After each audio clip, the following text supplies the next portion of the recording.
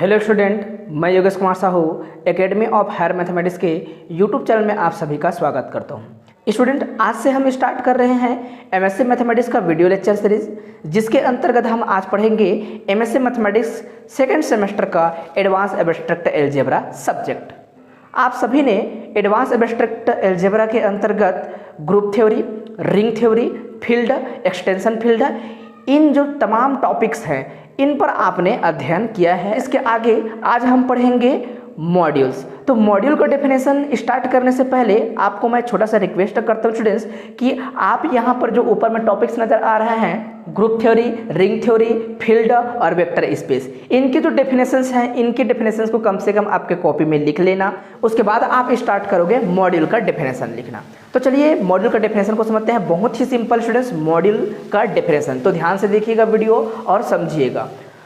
मान लेते हैं आपके पास कोई एक रिंग है स्टूडेंट्स आर।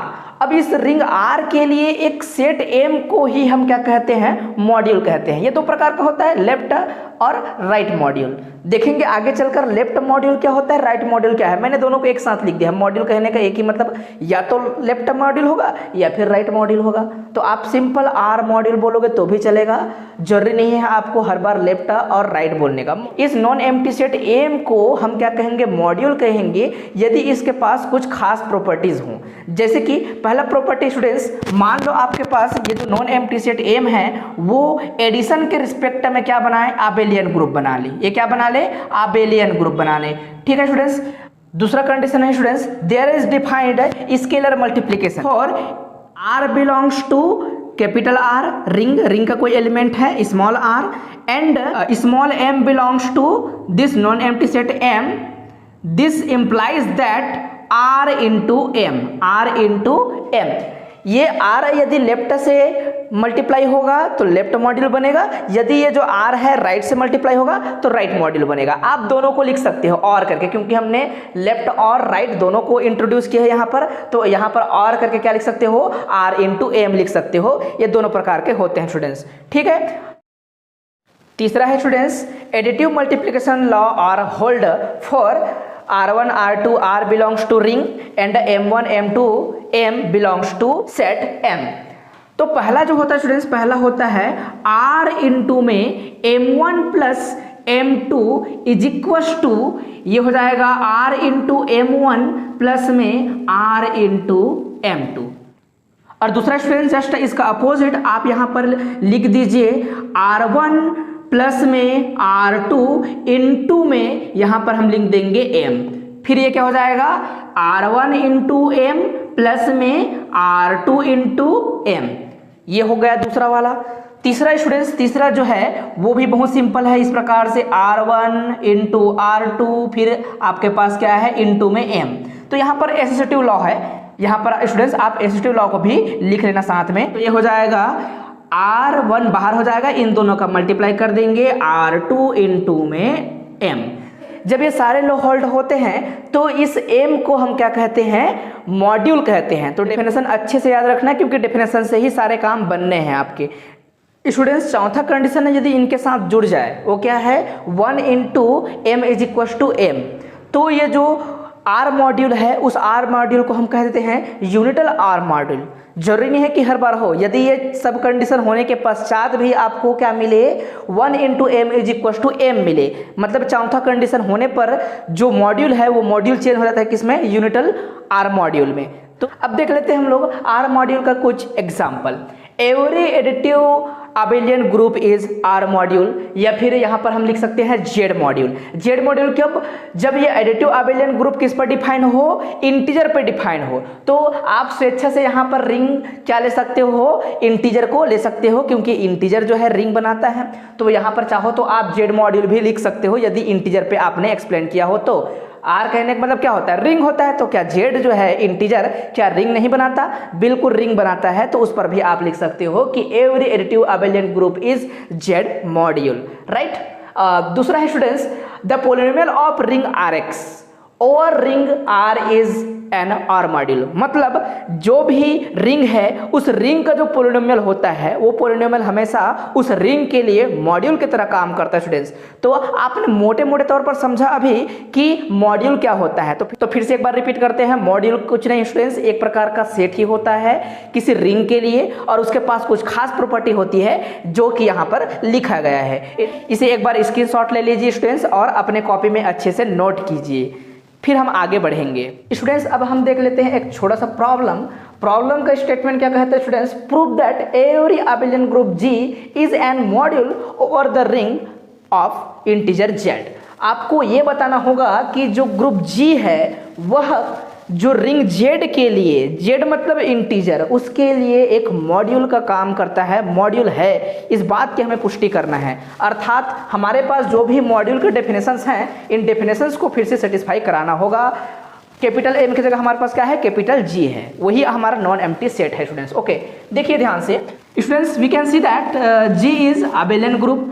तो स्टूडेंट्स पहला जो कंडीशन है वो तो ऑब्वियस सी बात है कि जी अबेलियन है, तो हम क्या लिखेंगे, जी प्लस क्या है, जी प्लस क्या है, अबेलियन है, इज अबेलियन ग्रुप, ये है अबेलियन, राइट। पहला कंडीशन आपका सेटिस्फाई होगा स्टूडेंट्स, आपको साथ में इसको रखना ही रखना है।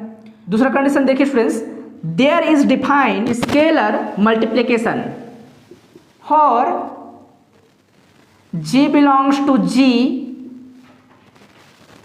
and n belongs to z, right? This implies that n into g belongs to capital G। ये कैसे हुआ, ध्यान से देखिए, आपके पास G कोई अबेलियन ग्रुप था, G के एलिमेंट के साथ कोई भी इंटीजर को हम इंटू करेंगे फिर से ग्रुप के एलिमेंट में ही जाएगा। कैसे, अब ध्यान से देखिए, इसको मैं कैसे लिख सकता हूँ, थोड़ा सा इसको मिटा देते हैं हम लोग। ये n into G is equal to हम क्या लिख सकते हैं, n into G is equal to हो जाएगा स्टूडेंट्स। n मतलब क्या है, जैसे कि आप समझिए 2g बोले तो हम क्या लिखते हैं, 2g मतलब क्या है, g प्लस जी, राइट। इस प्रकार से मैं 3g बोलूँ तो क्या लिखेंगे हम लोग, ये g प्लस जी 3 बार लिखेंगे, तो ये क्या होने वाला है, g प्लस जी, ये होगा जाएगा स्टूडेंट्स n टाइम होगा, क्या होगा, ये n टाइम होगा, राइट। समझ आ रहा है। तो ध्यान से देखिए, हर एक g कहाँ पर जाता है, कैपिटल G का ही एलिमेंट है, तो ये उतना बार ऐड करने के बाद भी क्या होगा, कैपिटल G का ही एलिमेंट होगा, क्योंकि G is abelian group, right. ये अबेलियन ग्रुप है, इसलिए एन जी बिलोंग्स टू क्या हो जाएगा, G होगा। Okay, so this implies that NG belongs to G। Okay students, ये समझ आया कि नहीं आप सभी को। ओके, थर्ड देखिए, also we have n into G1 plus में G2 इज इक्वस टू क्या हो जाएगा, NG1 प्लस में NG2, राइट। दूसरा देखिए स्टूडेंट्स, इसी प्रकार से N1 plus N2, right, N1 plus N2 N2 में G इज इक्वल टू क्या होने वाला है, N1G प्लस में N2G, राइट। तीसरा देखिए स्टूडेंट्स, ये हो जाएगा N1 इंटू में N2 इंटू G, ये एसोसिएटिव है, राइट। ये हो जाएगा N1, बाहर हम लिख दिए N2G, पहले इसके साथ मल्टीप्लाई हो रहा था, अभी इन दोनों का अलग मल्टीप्लाई होगा। ध्यान से देखिए स्टूडेंट्स इन तीनों कंडीशन को, ये तीनों कंडीशन क्या मॉड्यूल का डेफिनेशन है कि नहीं। मॉड्यूल का जो डेफिनेशन हमने पहले समझा था वही डेफिनेशन आपको यहाँ पर मिल रहा है। स्टूडेंट इससे क्या स्पष्ट हुआ, इससे यह स्पष्ट हुआ स्टूडेंट्स कि कोई भी अबेलियन ग्रुप किसी रिंग जो कि इंटीजर पर बनाया गया हो, उस रिंग के लिए हमेशा क्या होता है, मॉड्यूल होता है, और मॉड्यूल के डेफिनेशन को सेटिस्फाई करता है। ये सारे कंडीशंस होंगे स्टूडेंट्स, और ये किसके दायरे में चल रहा है, कोई अबेलियन ग्रुप जो है अपनी प्रॉपर्टीज को लेके चल रहा है आगे।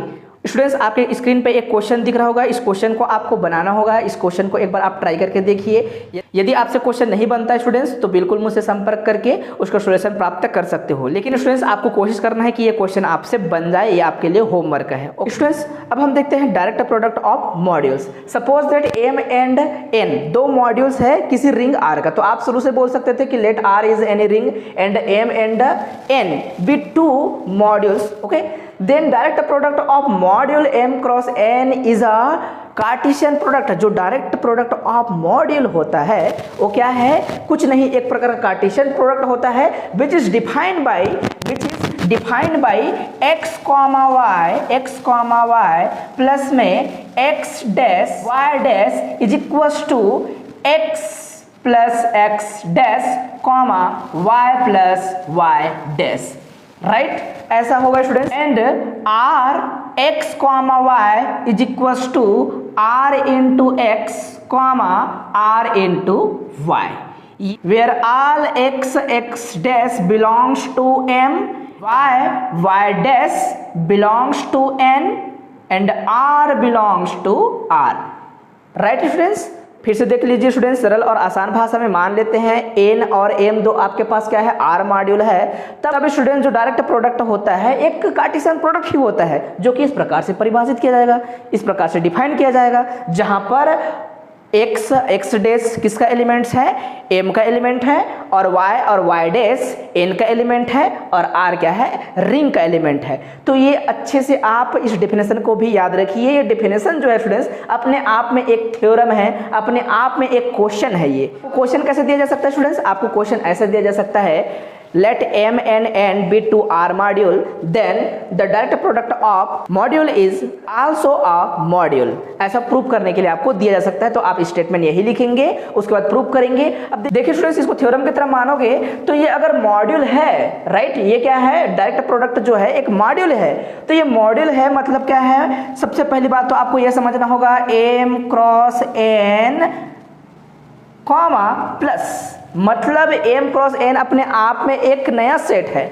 आप जानते हो m n दो क्या थे, नॉन एम्प्टी सेट थे, तो दो नॉन एम्प्टी सेट का कार्टेशियन प्रोडक्ट अगेन आपका नॉन एम्प्टी सेट ही बनता है। लेकिन खासियत क्या होती है इस सेट की, कभी भी आपको कार्टेशियन प्रोडक्ट की बात करें, a क्रॉस b ऐसा हम कार्टेशियन प्रोडक्ट को लिखते थे, तो हमेशा हम पहला एलिमेंट क्या लेते हैं, इसका मान लो इसका एलिमेंट जो है x1 x2 x3 के रूप में है, इसका एलिमेंट y1 y2 y3 के रूप में है, तो पहला जो आता है लिखते हैं स्टूडेंट्स x1 x2 पहला एलिमेंट, इसी प्रकार से दूसरा एलिमेंट है ना, ये क्या है, सेट है, इसलिए हम क्या बनाते हैं, सेट का निशान बनाते हैं। इस प्रकार से सेट है, पहला एलिमेंट आ गया, दूसरा हम x2 या फिर x1 ही ले सकते हैं, x1 y2 x1 y3 x1 y4, इस प्रकार से लेते लेते हम आगे बढ़ सकते हैं। उसी प्रकार से x2 के साथ लेते रहेंगे। तो कार्टेशियन प्रोडक्ट के बारे में आप भली भांति जानते हो, अच्छे से समझते हो स्टूडेंट। इसी प्रकार से आपको ये दिखाना होगा कि ये एक एडिटिव अबेलियन ग्रुप है, आपको अबेलियन ग्रुप शो करना होगा।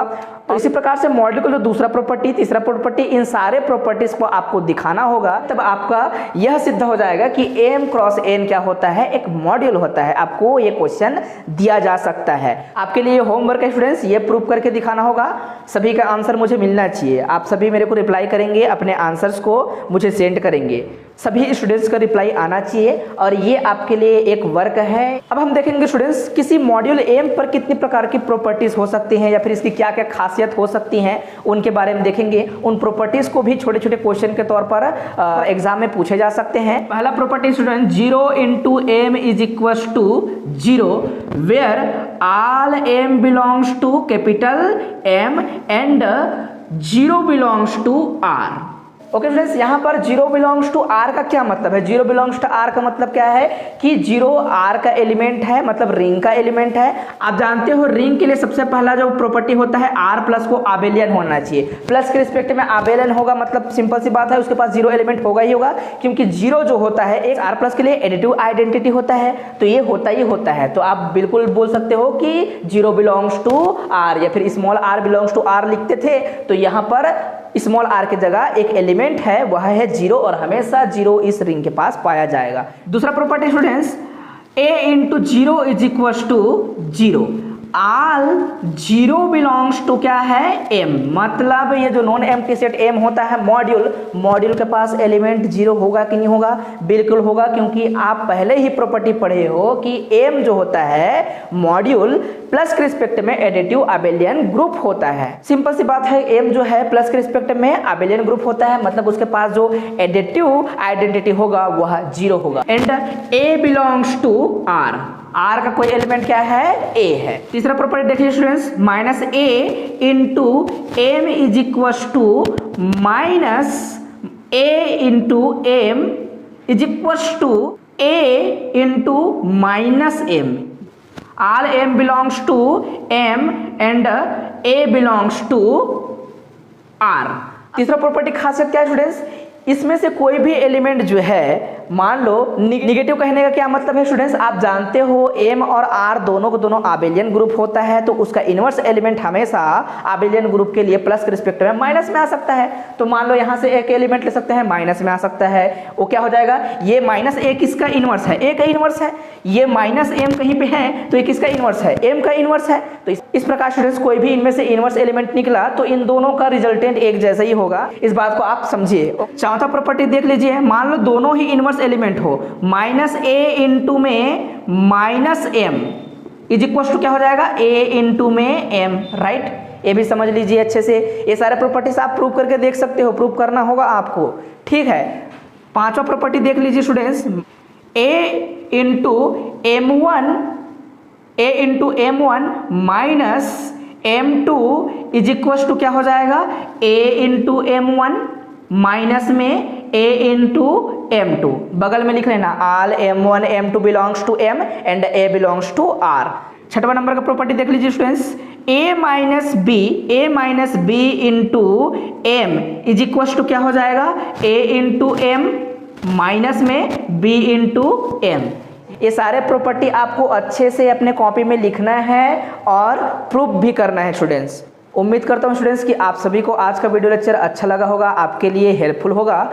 इसी प्रकार से स्टूडेंट्स हम अपना स्टडी कंटिन्यू रखेंगे। आपसे पुनः मुलाकात होगा स्टूडेंट्स मेरा नेक्स्ट वीडियो में, तब तक के लिए मुझे विदा दीजिए। जय हिंद, वंदे मातरम।